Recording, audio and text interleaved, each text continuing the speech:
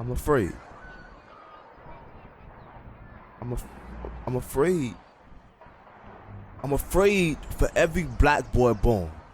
I'm afraid because the moment they are removed from their mother's wombs, they are already at war. Already branded X for extinction, expected to be sentenced to life or death by 25. Orange jumpsuits and caskets laid out by the time they arrive. I've attended more funerals in cemeteries and prison yards than I've attended high school graduations. Shed enough tears to fill the Nile River. These black boys are drowning in society's rapid waters like Katrina victims. They are waiting for FEMA to save them. I'm Andre, and this is the Speak Your Life podcast, where we talk about everything as it relates to education, careers, values, mentors, and anything to do with purpose. We do this one impactful conversation at a time, whether a solo dolo with yours truly or our amazing guests to share stories, industry insights, encouraging words, and calls to action that can help you get closer to your why. Become a part of the Speak Your Life community by subscribing today to the podcast and following us on Twitter, Facebook, and Instagram at Speak Your LYFE, because life without your why is meaningless.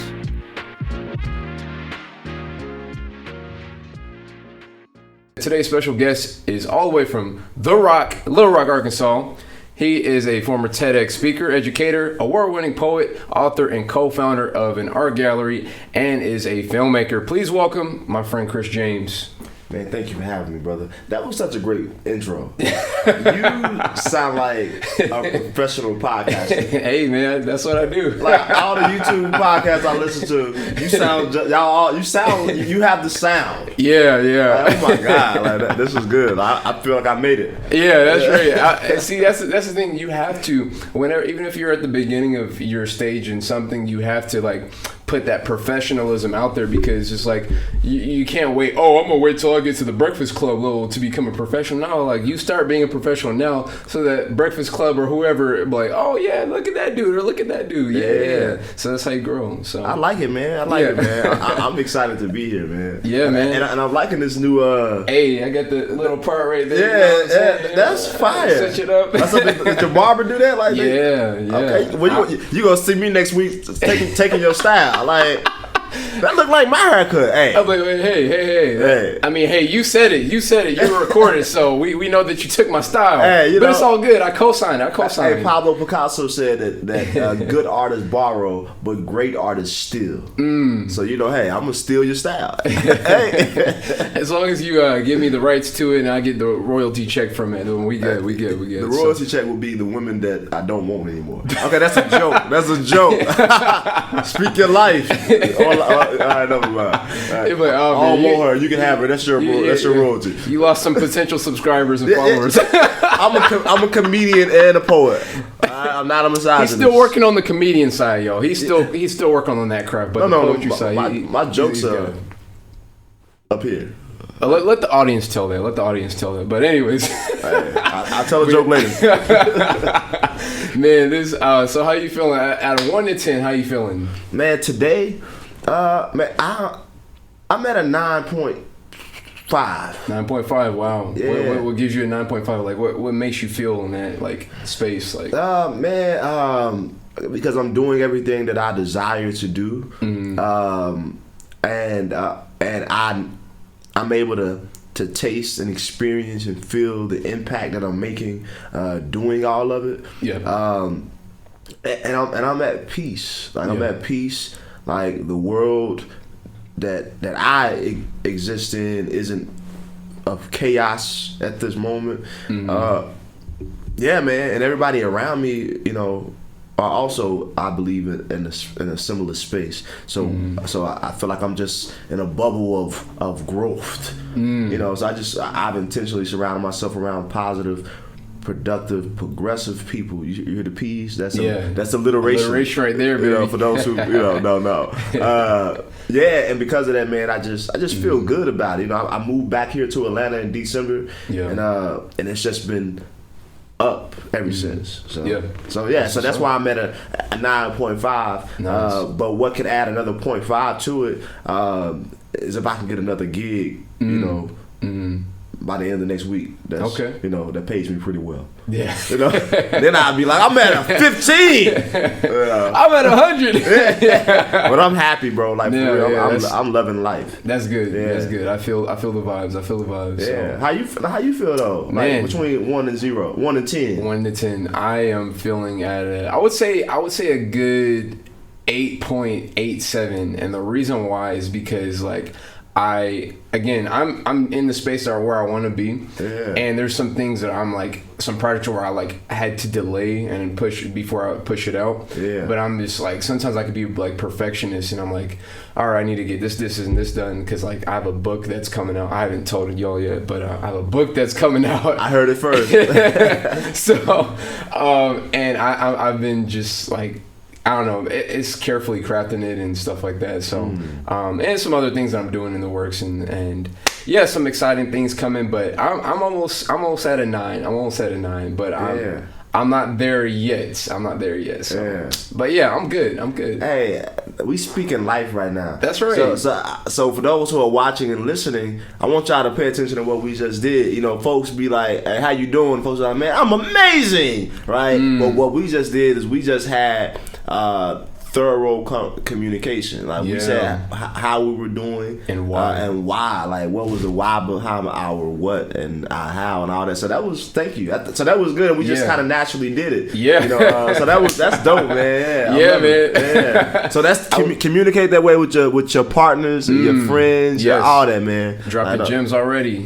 Yeah, that's right. So you ready to speak your life? I'm ready to speak my life. That's right. There we go. So in this space, we usually talk about the two most important things. If I'm, paraphrasing Mark Twain, the two most important things in your life are the day you were born and the day you know why. So give us the day, and walk us through that journey to knowing why you're born. Oh man, that's easy. I've done quite a few podcasts or interviews, and I have the same answer for this one. So thank you for asking it. Yeah. That was a great quote too. Man, I was born November 1st, 1989, in Monticello, Arkansas. Grew up in North Little Rock, Arkansas. But it was my, I think it was my freshman, no, maybe my first semester of sophomore year in college. I performed a poem, and the poem was called Cage Bird, and that poem was about my brothers being in prison for 25 and 40 years. Okay. And I had always been passionate about writing and performing my poetry, but before then I was just writing it, and hoping people like it, whatever. But the day that I read that poem in front of that whole college audience, it was no longer, I wonder if people like my work. Do I actually have something to say? That day I knew I did. Yeah. Because when I performed that piece about my brothers being in prison and how I felt it affected them and how it affected me as a black man, I looked out to the audience and every single person in the audience was crying. Like grown black men crying tears. Wow. Like I was crying. Like I poured my heart into that performance, into the writing of that poem. And I just remember looking out to the audience and everybody was just there. And that's the day I realized how impactful my voice was, how impactful my writing was. And, and that was 2009. And I spent the next couple of years attempting to figure out how can I do this right here for the rest of my life. And by November 2013, it was what I was doing, and that was April 2021, and I haven't looked back. I haven't. This is what I do for a living. I've been writing poetry and writing and performing, and been making a good living doing it because I trusted that part of the process, which was I felt that dang, this is why I was born. This is. For real, my purpose. This is how I can make impact by using my voice, by telling my stories, And yeah, man, and it changed my life from Wow. there. Like for real, like in an immeasurable way. You know, but yeah.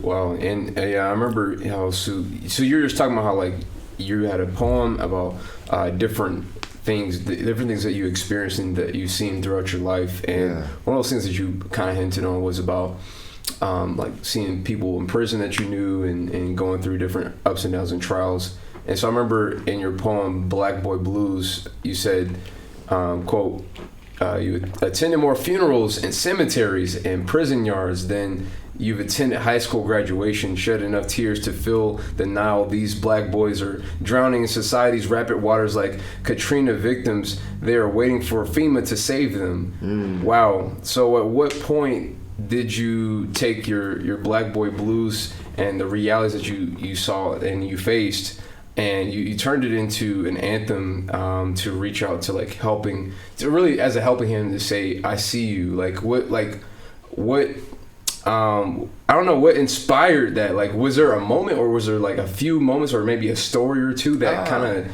sparked that anthem? Man, it's been first off, thank you for listening and doing your research and and studying some of my work. That means a lot. First off, and man, yeah, I wrote that piece.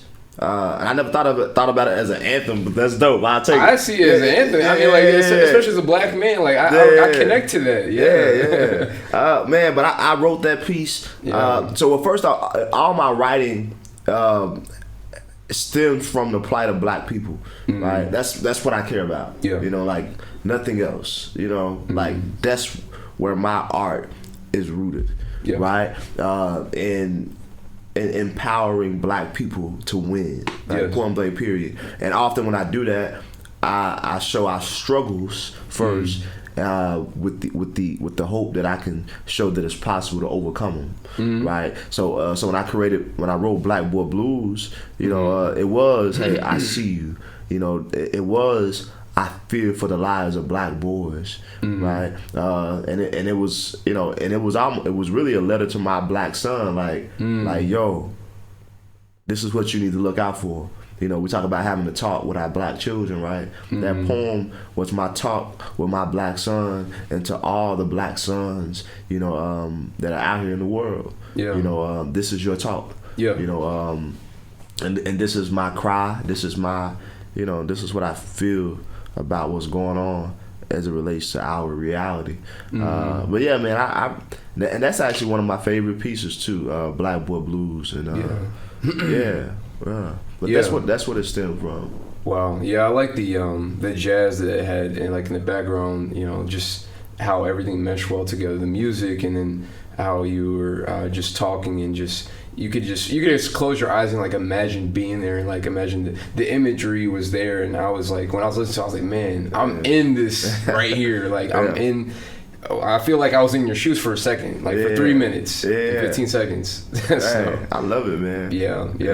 That's really cool. So, so poetry and movies. Guys, he's got a movie debuting out in the public.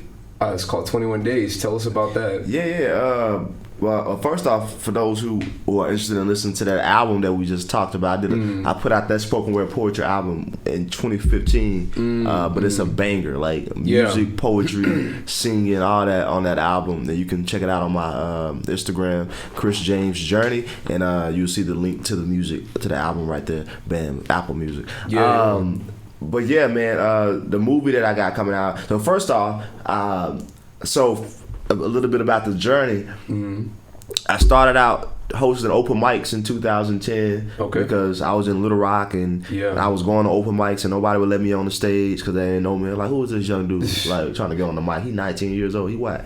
But I was like, you know what? Instead of waiting for an opportunity, I'm gonna create my own. So I started creating open mics 2010. 2013, I said, you know what? I feel like I'm a little bit more than just performing a 3-minute poem on the stage. I want to, you know, I saw Intozaki Shungates for Color Girls, and they was like, you know, this is a choreo poem playwright. I was like, what that mean? every scene is a poem. I was like, oh shoot, let me try that. Wow. So I put out my first stage play April 2013. It was a choreo poem play called The Odds Against Us. 2019, I decided, man, how can I evolve more as a writer, right? So this is the journey, this is the evolution. So I discovered, oh man, I can write. So I was already writing stage plays, and I'm gonna write a screenplay. So now, so in 2019, I wrote my first movie, starring Karan Joseph Riley and Jay Wells. And that's where I am now. So I'm here in Atlanta pursuing my career full time as a screenwriter and director. So 21 Days is one of the 3 films that I've shot in 3 films in 2021. I've been working, man. So 21 Days was the first one I shot, and we're premiering it May 8th. I don't know when this will come out, but we're actually gonna be premiering this episode tomorrow. Oh wow! Okay, well, y'all be getting it soon. So May 8th, that'll be premiering at the Studio House Atlanta. But 21 Days is about a black man who's dealing with a breakup after 8 years of being with who he thought would be the woman he would be with for the rest of his life. So as a result of that relationship ending, he has to face letting go of his addiction. She had become his addiction, and an unhealthy one, a toxic one. So in this film, we wanted to show what it looks like for this particular black man to get over a breakup. Often we don't see that in film. We don't see, know, how black men are dealing with breakups or dealing with their depression as a result of it. We often hear women always dealing with the breakups and all this. But how often do you hear a black man? I see that. So this is what this film is about. It shows him doing the work to intentionally get over, that obstacle in his life, and so it's an interesting concept. It's a short film, so it's about a 12-minute film. So on May 8th we'll be showing 4 of my short films, but 21 Days is again one of the newer ones that I'll be premiering. So it's the day before Mother's Day. Y'all come out, show out, and where's the address again? So it's at Studio House Atlanta. So that's 75. We'll put the link. We'll put the link below for you guys to check it out. The tickets are like $15 or something like that. Only $15. Yeah, that's almost free. So you can buy 5 of them, even if you bring a one person. That's real cheap. Bring a date. Bring your boo thing or your ex. I don't know if you want it. Whatever. Just bring somebody. Whoever you want to bring. Bring your girlfriend and your wife. Okay. All right. Well, I don't know if they'll like that, but hey, I'm just saying, bring your girlfriend and your wife, brothers. Yeah. That's. Anyway, so it's I remember like seeing some descriptors about the film, and it's just like that concept of like how it takes about 21 days to break a bad habit. And in your personal opinion, do you believe that somebody can, I don't know if break out of love is the right phrase, but just really, I guess, kind of break out of maybe a toxic situation, or I don't know, maybe a previous love life that they had in 21. Do you think it's really possible in 21 days? Yeah. So for me, so I wrote that film about me, to be honest. That was the next question. Yeah. You knew that was coming. Honestly, I hadn't. It's probably my first. I'm gonna talk about it. You know what? Speak your life, y'all. That's right. We speaking life right y'all here. Are getting the tea. I really hadn't talked about my divorce. At all. So this will be the first time. Let's talk about it. But this past summer, as a result of COVID, a lot was happening. So I decided, man, I woke up on a Monday and I was like, I need to leave town. So I just said, I Googled cabin by water, right? And I found a place and it said Cuba. So I went to Cuba. Interesting. Cuba, Missouri. I told all my friends, I said, I'm going to Cuba tomorrow. They was like, you going to Cuba tomorrow? I'm like, yeah, I'm going to Cuba. So everybody was like, ready? I'm like, nah, it's Cuba, Missouri. It's just 8 hours away. So I drove to Cuba, Missouri, and I stayed in a cabin for a full week. No phone, no nothing. I was just in the cabin, and I just started writing that film, But to answer your question, I don't believe it's possible to completely get over, a situation that's that hard and that devastating in 21 days. But I believe that if you can get through 21 days of doing the work to break that habit or to develop that habit, right? Because you may need 21 days to develop a habit of, working on a podcast every day, or working towards your business goal or whatever. But in my case, it did work, because for me, as a result of my relationship ending with the woman that I had thought I would be with for the rest of my life, who I loved. Oh my God. I love that woman hard. And sometimes, it probably didn't always show in the action, but I did.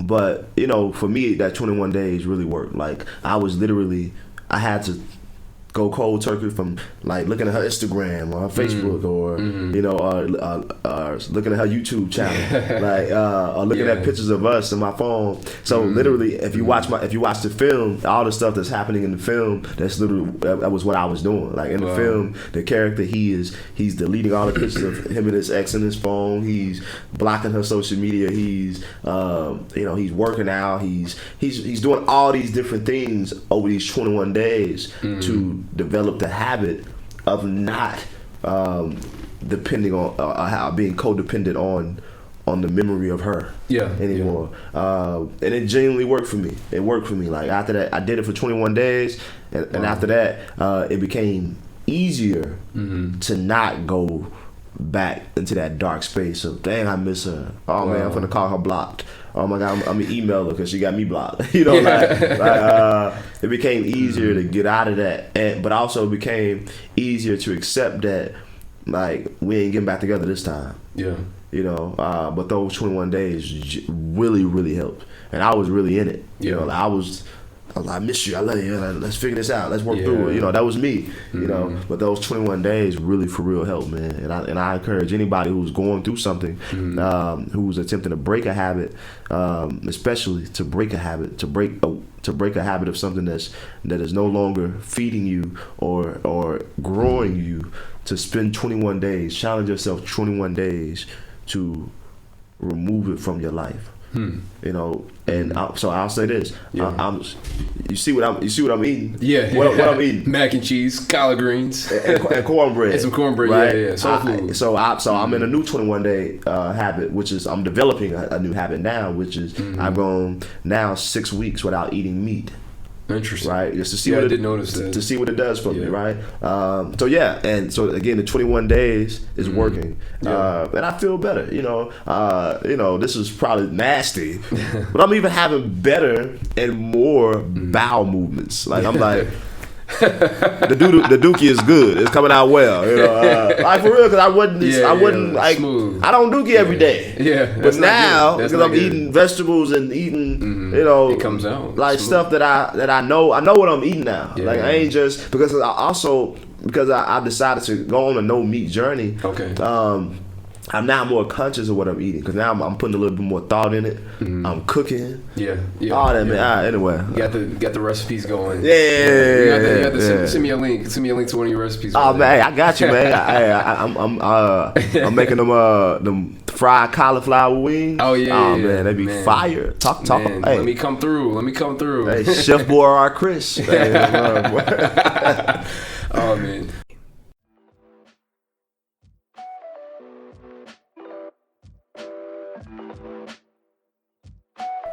The BBC reports a U.S. workers' online study said that nearly 70% agreed public speaking skills are critical for success at work. Maybe you are a student looking to become a prime candidate for that internship, or might I say full-time position, or maybe you have already been in the job market for some time now and you just want to stand out amongst your coworkers looking to get that raise you feel like you've been passed up for too long now.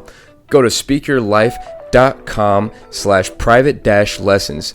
That's speakyourlyfe.com/private-lessons. Again, that's speakyourlyfe.com/private-lessons to become a better communicator tomorrow by signing up today.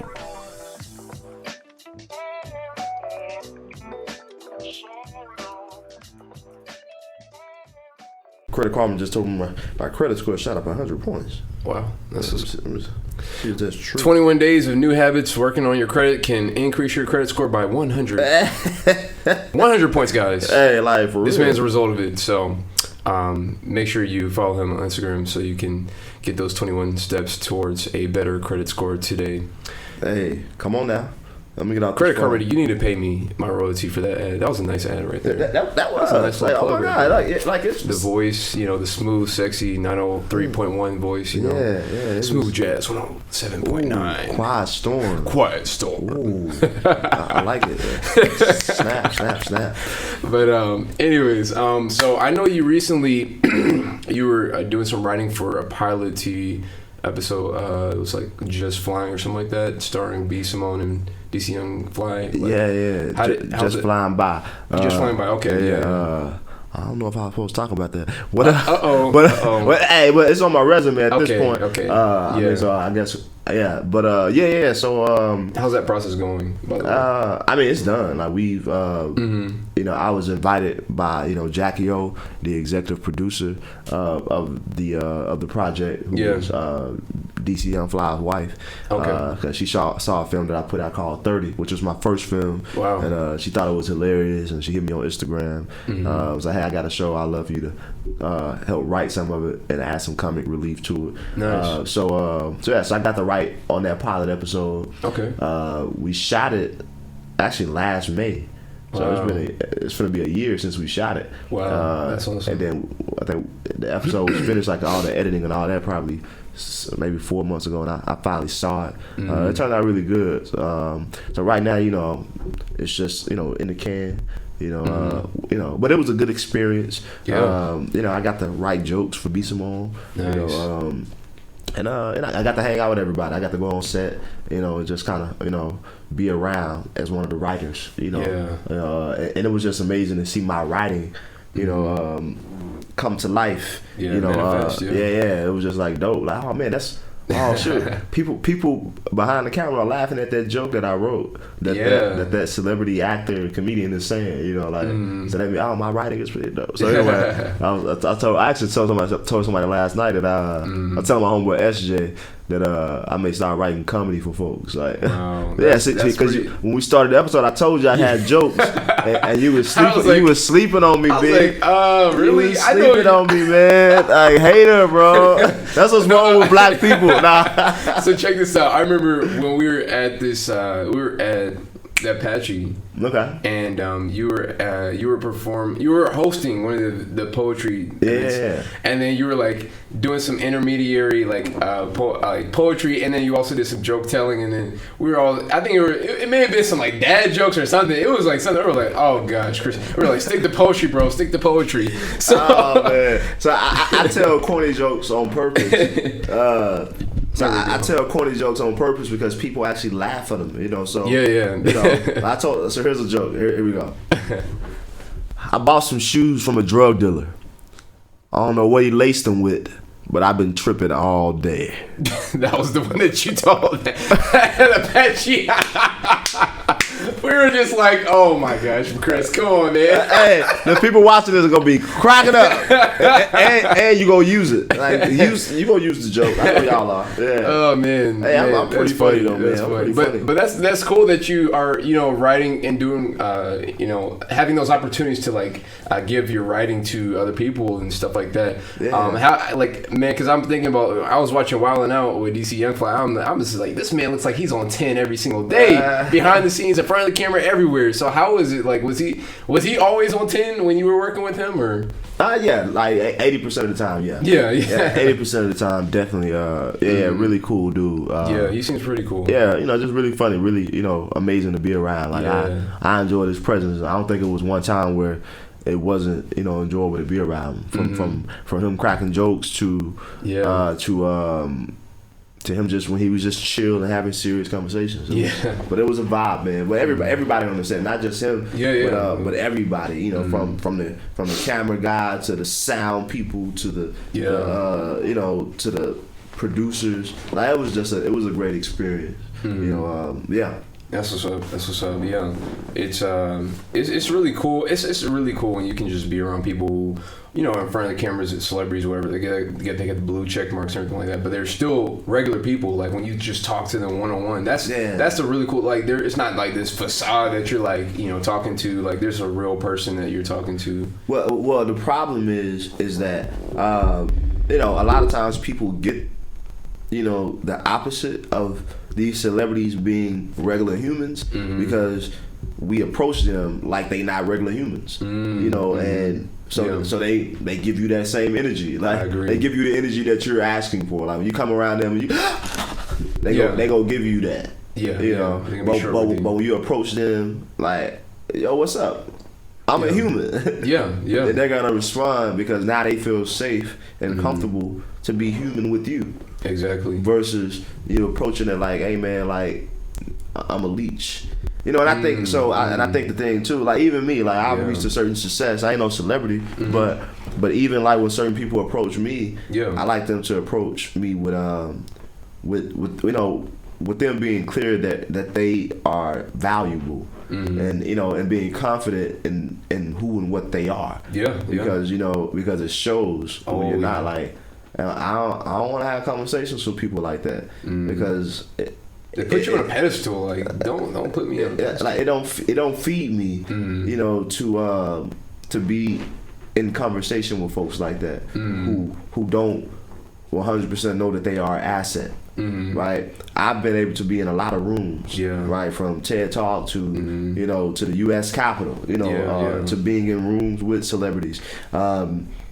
But in every room that I've been in, you know, even though I'm this boy from North Little Rock, from Washington Avenue, Rose City, with no college degree and nothing till this day, I'm able to navigate in some of the most prominent rooms, or in some of the shit in ratchet ghetto rooms, right? Because I realized 100% that I am an asset. Yes. You know, so yes, I think if we operate like that in the world, we'll be able to be a lot more fluid and progressive in the way that we exist, you know, in any type of space. I agree, and that's how I am whenever I see, like when you were talking about like celebrities and stuff like that. Like the other weekend I saw Jack Harlow downtown Atlanta, and I mean I would have been like, yeah, what's poppin', man? But he was over there like he was talking to some girl like at dinner, so I was like, I'm not getting in the room, because I'm like sitting here thinking, if I was in his shoes.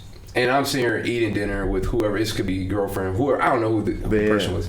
But it's just like having just some random person just interrupt your dinner while you're just like having an intimate conversation. Like, I wouldn't like that either. So I was like, I kind of like waved from a distance and just like, yo, we just kind of like made eye contact. And that was about it. It wasn't like anything like I was coming over, hey, let me get a picture. Like, nothing like that. So it was just, I kind of like, you know, whenever I see a celebrity, I don't like, you know, I just like treat them like a normal person, because that's what they are, and then they'll treat you accordingly. Like I like what you said about seeing yourself as an asset wherever you go, because people will treat you how you treat yourself, and if you see yourself as somebody who can add value to even that person, I like that. Then they'll be like, all right, well, you know, they'll be more interested in getting to know you better. So instead of just them talking about their celebrity, like they're like, well, what about you? Like what are some things that you do? Like, and I've had those conversations with different people before, who, you know, high status figures and stuff like that. And I just act like a normal person. You act interested in them, and you have like good questions. Then they'll, you know, be interested. And that's something I talk about. So I'm also a success coach. I work with creatives to show creatives how they can make a living off of what they do. Right. So one of the first things I teach creatives amongst my first couple of sessions is like, forget like how you gonna make money and all that. Forget how you branding yourself and all that. The first thing you need to know when you are establishing yourself is the what and the why behind the what. Right. The what and the why behind the what. Right. And with that, you determine what is significant about your what and your why, right? So if you know these answers, right, now you can go into conversations and you can be more confident, and you can add value, because now you know what you're doing, and the significance is the value, right? Exactly. So now you know how you're significantly adding value with your what, right? So you come into a conversation with a Jack Harlow or whatever, person who is of value to you, like somebody who's of significant value. They don't got to be a celebrity. That can be an attorney that you've admired in the community, or an activist, or whatever, anybody, or a teacher that's whatever. If you are aware of your what and your why, right? You can go into conversations with these folks and not be all over the place. Yeah. But I've had folks come to me and they don't even know what they want to talk about, because they got 59 million ideas and 59 million things that they want to do in life. Yeah. Like be focused. Because if you're focused, right, you know what it is. Like when I go to folks, I am a writer. I'm a writer. Yeah. That's what I'm promoting. I'm a writer. What are you promoting to the world? Like, what is it that you're doing and using to make impact in the world? Yeah. Chris James is a writer. Yeah. I write many different ways. I'm a playwright. I'm a spoken word artist. And I'm a screenwriter. Yeah. But I'm a writer, right? And I get hired to do all these types of writing. I make money doing them all, right? But I'm a writer. Yeah. Like how do we define you? And some folks be like, man, well, I'm good at all this stuff, but that's good, but you can't, like, in introduction and getting to know people, throw out all 59 layers of the onion. There's too much going on. Yeah. Just be simplified, but and be interesting at the same time. You can do it. So figure out what's the what, what's the why, why is it significant? Added value. So so that's that on that, man. Let's be simple, bro. I got invited to host Solange's listening party. Okay. In New Orleans at the Saint Heron House. Okay. Nice. By Alan Ferguson, her I guess now ex-husband. But I took a young lady with me. And she was supposed to do my videography, like just to kind of follow me as I did sound check and shook hands and kissed babies, whatever. Yeah. Right? And this girl, she's supposed to be in there on one task. Yeah. And she literally pulled out an envelope inviting Solange, because she was in makeup school, I guess, inviting Solange to be to be her model for an event that she was doing to showcase her makeup skills or whatever. It was weird, and but it just made me look bad. Like, that's not a good look. Like, who was this thirsty, human you got with us? Yeah. Not stay focused. So she should have been focused on the task at hand. And if she had, networking is all about initiating the relationship, building the relationship, and then maintaining the relationship, right? So you initiate it with your what and your why and your significance, right? And then as you're building it, now you have opportunity to insert all the other things or other ways that you add value to the world, right? And then you maintaining it by just maintaining it, but initiating it, like, I'm not finna go into it. Like, if I meet a woman, I ain't finna go in there telling her all my triggers and all my everything, like that. I just met you. She go. What's your name? Hey, what's your name? I'm trying to get married today. Slow your roll. And that's how folks be. We don't even know there's gonna be a second date. Exactly. Like, man, just give people a layer at a time, man. Anyway, that's no. I agree. I totally agree. Man. And I think sometimes. I think in this world that we live in, this like social media age, where I think there's two extremes going on. There's the part where like you're just showing everything that's good in your life, and then my life is so perfect. I'm always traveling the world, and I'm Insta famous, and I get all the filters on, but I don't show my real self. But then there's the other extreme of like vulnerability is so cool, where like it becomes like. It's a badge of honor to be, I'm just struggling and I'm going through, like, and it's just like to be telling everything about yourself, like all at once.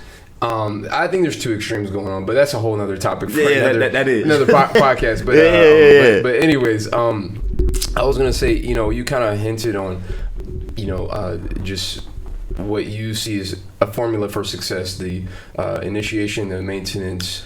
The initiation, the building, and the maintenance of relationships and stuff like that. And I remember in your TEDx back in like 2015, you talked about how relationships have taken you far, and that you use that kind of that piece of what you just talked about. And what would you say, like, I don't know, like, speak more about that and like just using that formula to be in those rooms that you talked about, being, you know, be surrounded by Congress members, or being in this room, be Simone and DC Young Fly. How has that helped you to elevate? And, relationships have been the initiator to every room I've been in. Yeah. Right? But it's not been the thing that kept me in the room, though. What kept me in the room is me. Yeah. Right. But my relationships have got me into rooms. When the TEDx program came to Arkansas, somebody else mentioned me. Yeah. Right. And got me in a meeting. But I sold myself. Yeah. I closed the deal. Right. You know, when the United States Congress last summer needed a speaker to come and speak to 500 artists from all around the country, to come and tell those artists that it's possible to make a living off your art, somebody mentioned me, right? Because of a relationship I had with them years ago, right? So it's been all about relationships, man. A lot of times people feel like if the relationship isn't fruitful right away, that what's the point of maintaining it? Yeah. Like that ain't how you should look at relationships. You shouldn't look at relationships as one-offs or what can I get out of it right now, instantaneous, instant gratification, right? Yeah. You know, so again, it's all about the building and the maintaining. Like for instance, it was like 2014. I was at a conference in North Carolina with Alternate Roots, or arts activism organization I'm a part of. Yes. And I met a young lady named Carolyn, and she was like, I got a house in New Orleans. You know, if you ever need somewhere to stay, you know, let me know. Yeah. 2 years later, I hit her up. Wow. Like, hey, I'm in New Orleans. Yeah. And since I've had a place to stay, you know. Yeah, you don't have to pay for hotel, Airbnb. I've literally stayed at her house 20 times, at least 20 times. That's awesome. I've toured my stage plays through New Orleans, and my whole cast has stayed at her house. Wow. You know, but man, like building and maintaining relationships has been everything for me, man. Like, it's everything. Yeah. And you have to realize that. Like, whatever you do in life, you need to realize that it's about relationships and resources, right?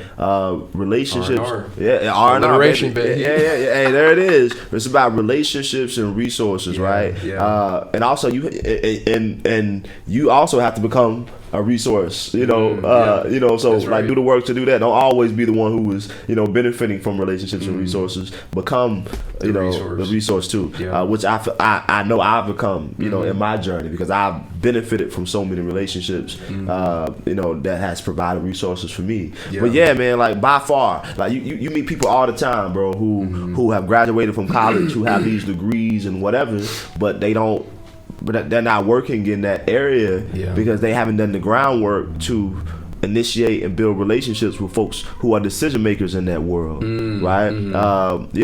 Like for instance, like right now, I get paid well to go into schools across the country and teach professional development, to teach students in classrooms. Again, I ain't got no college degree, but it's been based off of relationships that have got me in the room. But it was my talent that kept me in the room, right? Yes.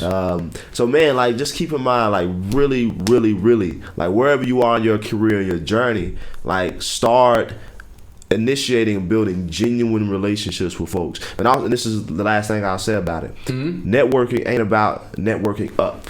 Yeah. It ain't about how can I network and initiate relationships with folks who are way higher than where I am right now. Yeah. Networking is also about networking across. Horizontally. Yeah, you can network across. You can network down sometimes, because these are often going to be because the people that you're networking across with, the people that you're currently on the same level with, peers, may blow up. Yeah. And be the one who can pull you up. Yeah. Right? But if you maintain that relationship and you're genuine about it, they're going to remember you as well. Like, man, come on, Andre, come with me, bro. Yeah, and now, bam, you're there. And now you have gone with him, right? You can look at that exactly.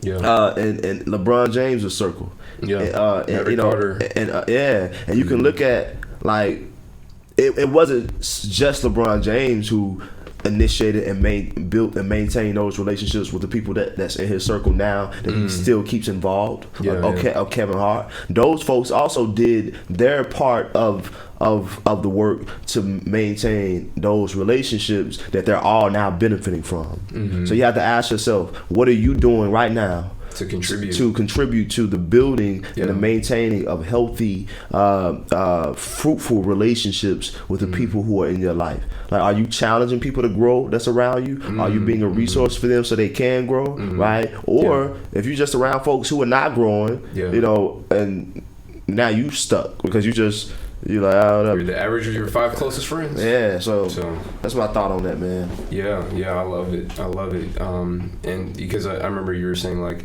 it's not just about, you know, back in the days, it was about what you know, but now it's not about just what you know, but, you know, what you know, a combination of who you know, and a combination of who knows you. So that I love that, what you said in that TEDx that stage. So that was really dope. And it's simplified. It's not about who you know. It's only about who knows you. Like, that's what it is. I know, like, if we sitting at a table right now, you and I, we planning a concert, you know, or whatever, we know who Jay-Z is. We know who Monique is. We know whoever. We know who they are. But do they know who we are? Because we want our names to be of value. We want our names and our brands to come up in their conversations. And that's what matters. So again, it goes back to what are we doing to put ourselves out to the world in a way that makes us visible and valuable. To go to that alliteration again. That makes us visible and valuable enough to be mentioned on the table. That's right. So, I mean, look, you know, you've had, you know, different people that have impacted you in your life and have helped you to get to where you are. You said, I guess, was it Miss Murphy in 7th grade? Pilar Murphy. And Foreign Tongues, the group that the National Poets consisted of your homeboy True, and my cousins, the McAdoos. Shout out to the McAdoos. And it's like, having those people, how have they impacted you and your journey? Man, that's simple. Shout out to Miss Pilar Murphy again. Again, I always tell folks, go back to my interviews. I always shout out Pilar Murphy, my 7th grade science teacher. She's shouted out in every book that I've written, every newspaper article I've did an interview in, all that, podcast, all that. Pilar Murphy, 7th grade, I was writing in class, and instead of stopping me from writing, she encouraged me to keep writing and to finish my work later. As long as you finish your work later, you can write. Because she knew the classroom was my place of solitude. And she allowed me to write, and she encouraged me to write. She told me I was dope. She would grab me and make me go read my poems to the other teachers in the school. Right? She took me to church with her outside of school. Like, she was a true educator. She invested her time, her resources, and energy into a little poor black boy from the neighborhood that she didn't have to care about. And that, like, single-handedly was one of the experiences from someone that changed, that really for real impacted my life. Because all it takes is that little encouragement. Like there are little kids who have been told, hey, you can sing, you know, when they were 6 years old, and they carried that and believed that for the rest of their life. Can't nobody take it away from them because they believed this. This person told me that. You can't tell me I can't. That's right. You know, there are people who've been told they ugly. And they carry and believe that they ugly for the rest of their lives. And they can't be told that they're beautiful. They can't receive it. Right? But in this case, Pilar Murphy, who is now a pharmacist, she out there making big money now.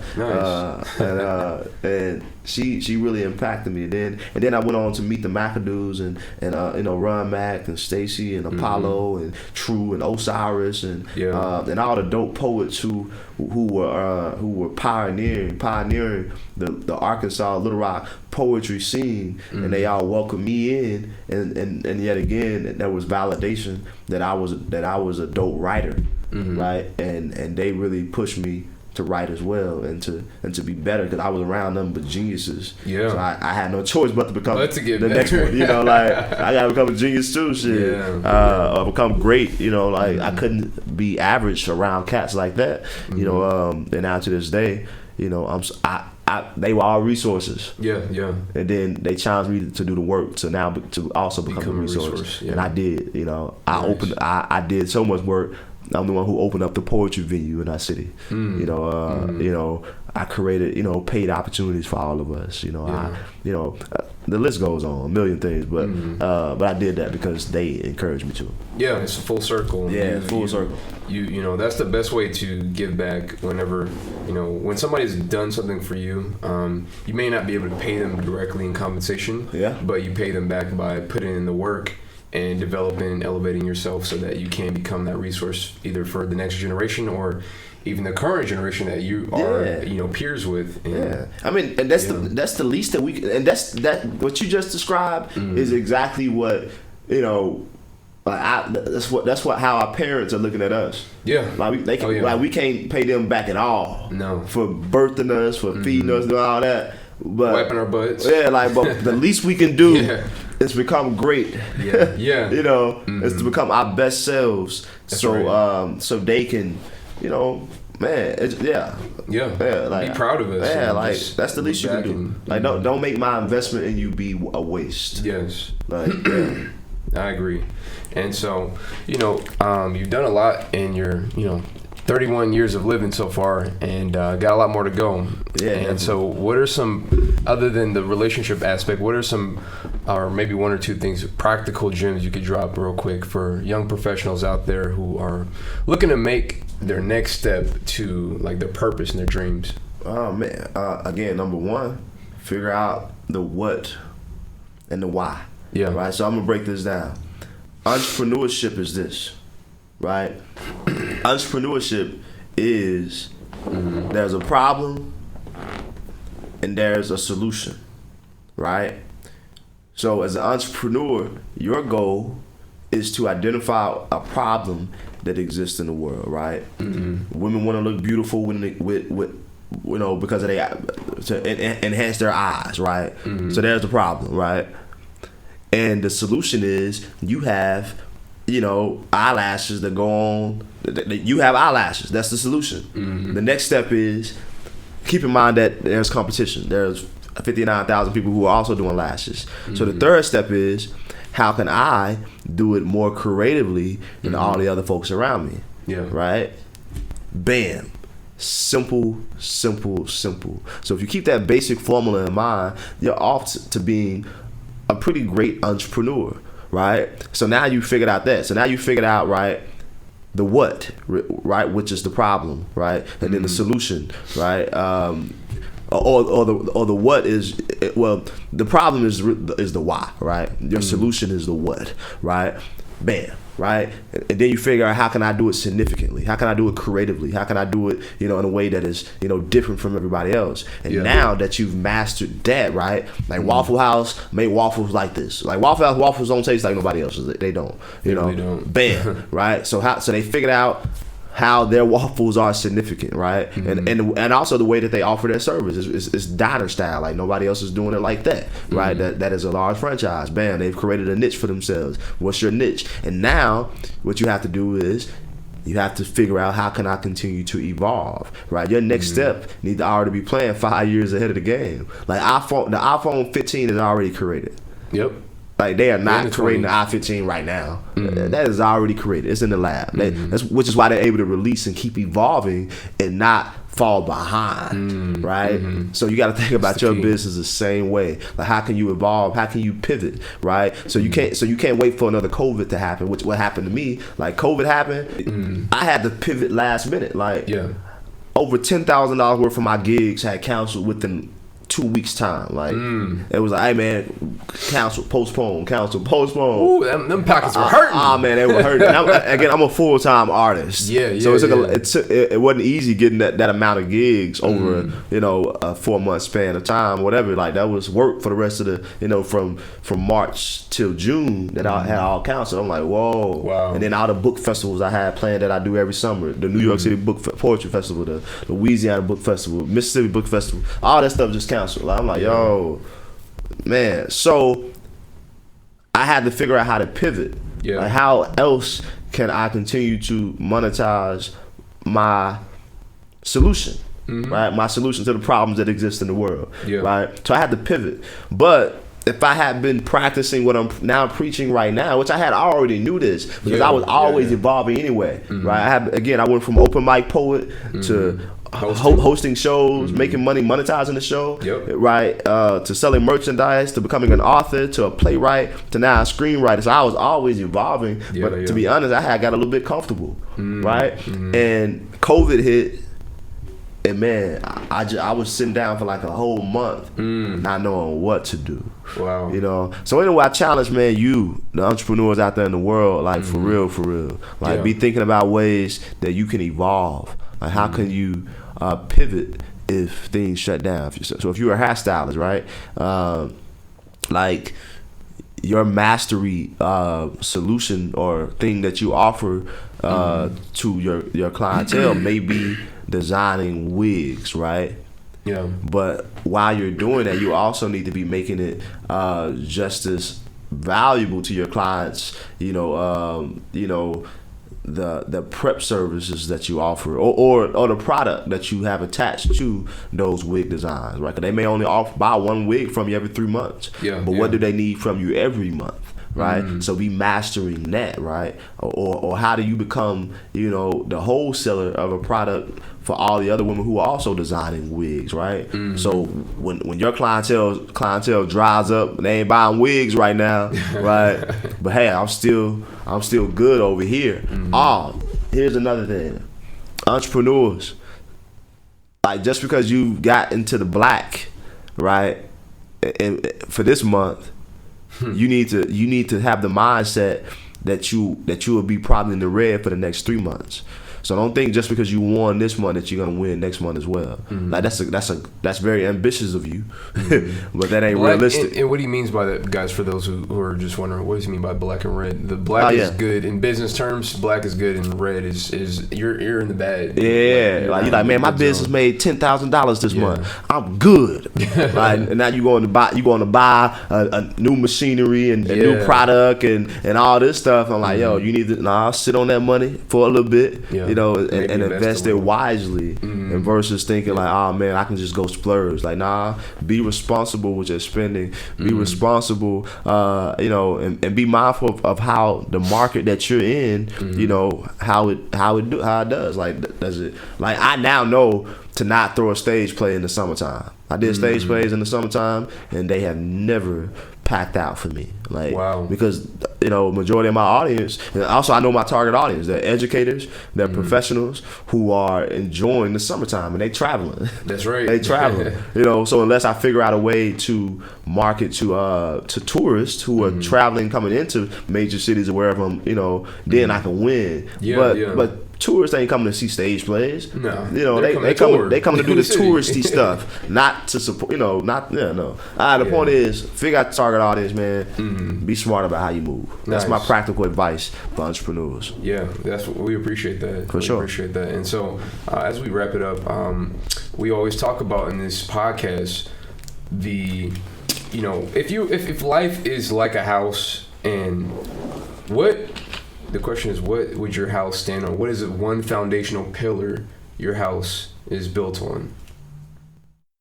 Say that question one more time. If your life is like a house, what is one foundational pillar that your house is built on? Your life, your house.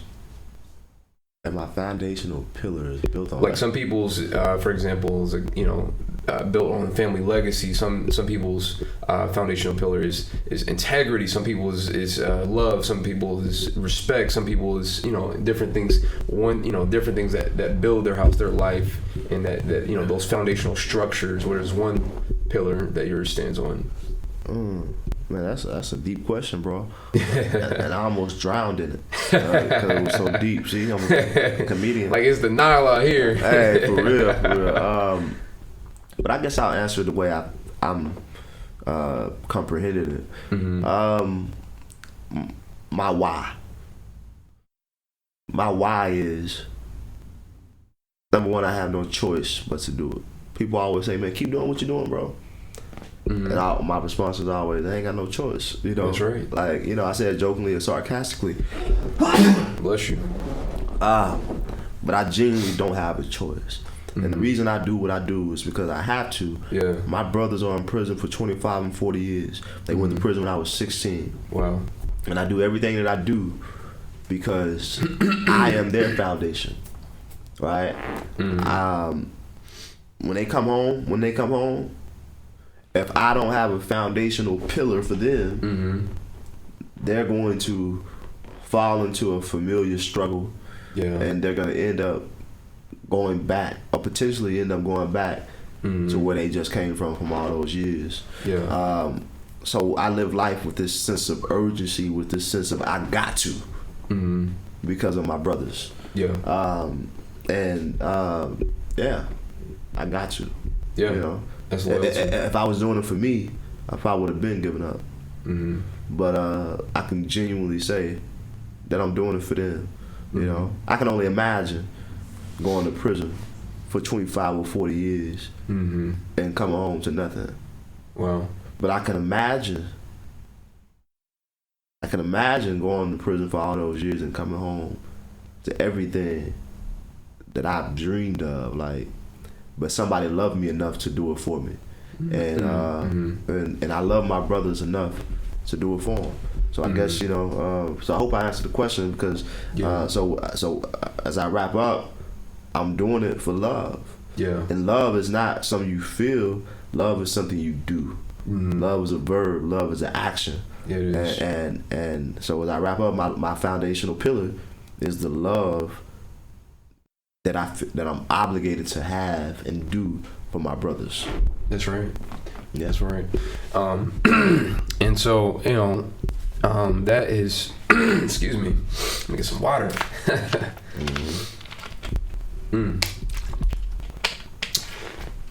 Yeah, so that concludes that part of the segment of the main segment of the podcast, and we are on this last part called Question of the Day, and that is not as much as a thought-provoking, super deep question that you're drowning in the now type of question. But who is the character out there on any show or movie that most resembles you most?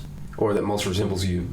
That was redundant. Most resembles you most. No, that most resembles you. The character that most resembles me. Yes. In the world. It could be from like an old TV show from back in the day that you used to watch, or it could be like, I don't know, a movie that you saw. Oh man, that's a lot of. That's a question I wasn't ready for. Or maybe one that you would like, or somebody that you identify with. Maybe it could be like, I don't know, Will Smith in Pursuit of Happiness, and maybe it could be, I don't know, whoever out there that you can see yourself in whenever you're watching. Who do you see yourself in the most? If I could rephrase it like that.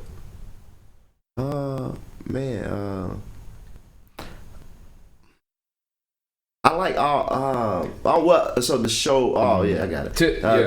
The show Giants. Okay. It's the show on Issa Rae's YouTube channel. Okay. It's like a multi-Emmy award winning show. Nice. I need to check it out. Written by James Bland. Okay. He's a FAMU alumni. Shout out to HBCUs. Yeah. But that show, man, the character that he played reminds me of me. You know, that character is, you know, the show Giants is about facing your giants. You know, David and Goliath. Like, you defeat your giants. Your giants may be depression. Your giants may be, you know, the fear, you know, that's keeping you from acting on what you want the most out of life or whatever.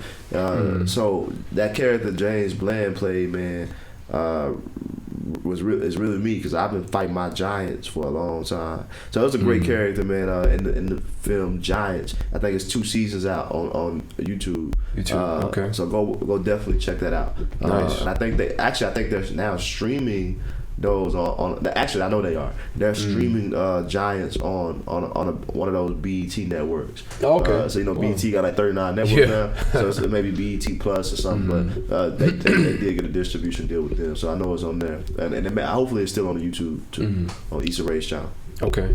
Nice. Yeah, that's what's up.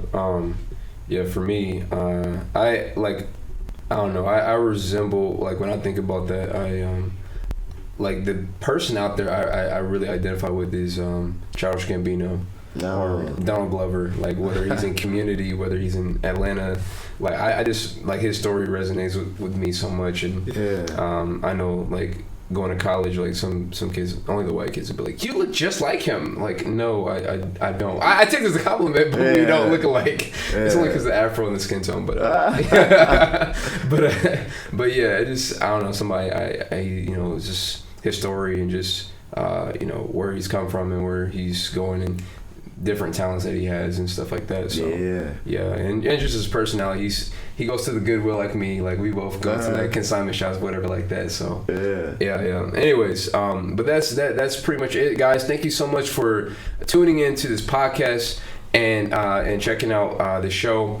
And we want you to remember to subscribe to this podcast. But before I get into that, make sure you follow this man on Instagram at Chris James Journey. Again, that's Chris James Journey on Instagram. Follow him and remember to click that link so you can have access to the event that is happening next Saturday, May 8th. If you would like to be a part of that event, it's $15. And if you need more information, just DM Chris. But again, thank you guys for listening. Be sure to subscribe to this channel here at Speak Your Life, whether you're on YouTube. Again, we're getting our subscriber count up to 1,000. We're going to make it. And we want you to be a part of that journey. We want you to be part of this Speak Your Life family. And follow us on Instagram, Facebook, and Twitter at Speak Your LYFE, because life without your Y is meaningless. Thank you so much for listening. We love you. And I'm out. Peace. I'm afraid for every black boy born. When my son gets older, our conversations will resemble Army basic training. I'll tell him, dress right, dress like you are interviewing for a job every day of your life. Wear your pants on your waist, tuck your shirt, and don't you dare wear hoodies in unfamiliar places. Forward, march, walk with determination, like you are determined to reach your destination. Make sure each step you take is solidified and synchronized. Hold your head up high so your eyes are visible, so your vision can be shared. About face. If your peers attempt to interrupt your balance with bashful decisions, make a 180-degree turnaround and reject them from your presence. In other words, turn your passengers into pedestrians if their presence isn't purposeful to your progression. Attention! Answer police officers with "Sir" or "Ma'am." And if they respond with hostility, refrain from mirroring their ignorance and raising your voice. Don't make sudden moves. Know that they are looking for a reason to harm you. It's something about the beauty of your pigment that makes you a target for injustice. Why? Why are black boys often used as target practice? Why are black boys often bombed like 16th Street Baptist churches in Birmingham with no regard for the youth inside their temples? Why are Tyrones, Bobbies, and Willies lynched daily like strange fruit by judicial systems in business with privately owned prisons? See, I've yet to receive adequate answers for these here questions. So I am afraid for every black boy born. I'm afraid that they will be burglarized of their youth-filled lives before they've had the opportunity to step into adulthood. I'm afraid they won't be prepared for this war zone where they are destined to be casualties due to color lines of fire. I'm afraid that too many wrong times and wrong places coexist for them. I'm afraid they'll become the next Trayvon Martin, Mike Brown, Travis Carter, Emmett Till. I'm not prepared to dress their tombstones with rose bushes. I'm afraid for every black boy born. I'm afraid that my son will one day let go of my hand and cross the street on his own. But I'm terrified. I'm terrified that my son